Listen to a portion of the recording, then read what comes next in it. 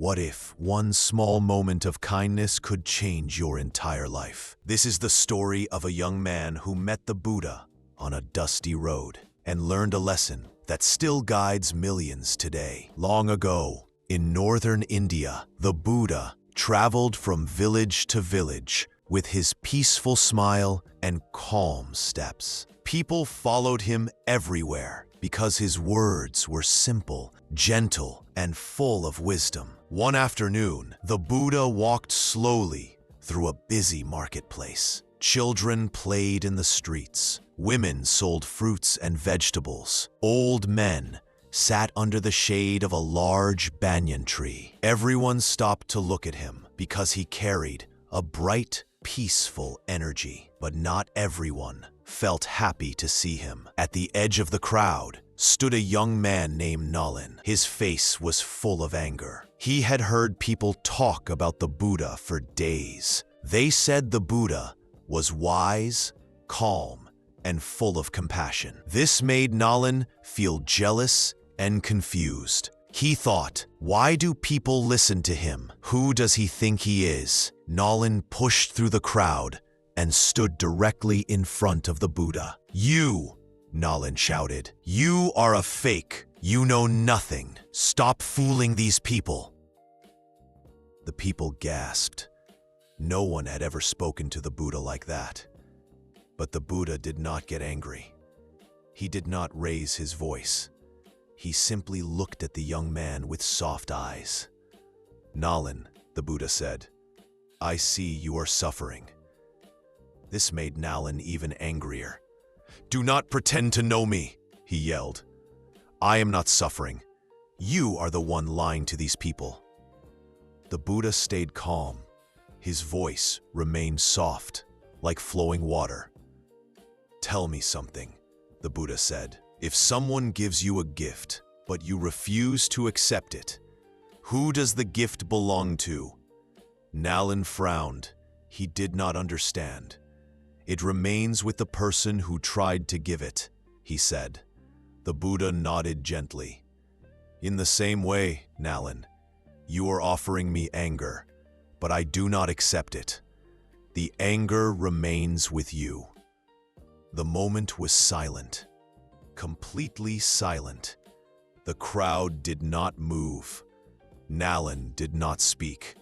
He felt something burning inside him, not anger now, but confusion and surprise. The Buddha continued, "Anger is like a hot coal. When you hold it tightly, hoping to throw it at someone else, you are the one who gets burned." Nalin looked at his hands, as if he were truly holding a burning stone.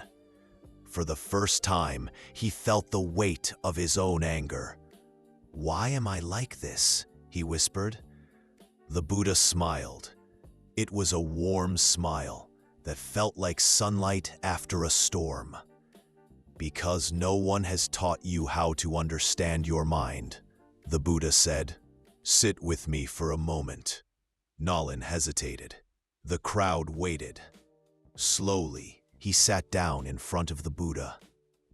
"Close your eyes," the Buddha said softly. "Take a breath. Simply watch what happens inside your mind." Nalin did as he was told. At first, all he felt was anger. His face became hot.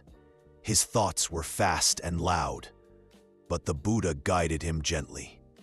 The Buddha continued, "Anger is like a hot coal.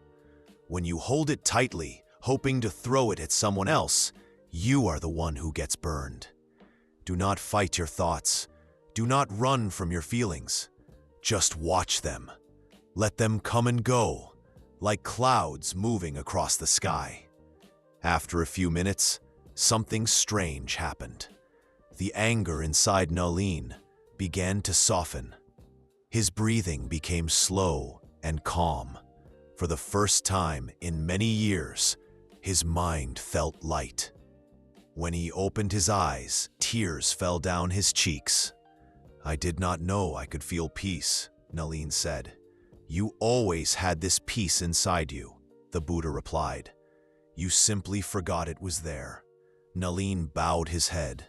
"Teacher, how can I keep this peace?" The Buddha answered, "Whenever anger comes, do not push it away and do not feed it. Simply observe it. You will see it rise and you will see it fall. Nothing stays forever." The young man nodded slowly. His heart felt open, soft, like a flower touched by the morning sun. The Buddha stood up, ready to continue his journey. But before he left, he said one more thing. "Nalin, the greatest victory is the victory over your own mind." Everyone watched as the Buddha walked away, calm and peaceful. Nalin remained seated, thinking about the lesson he had learned.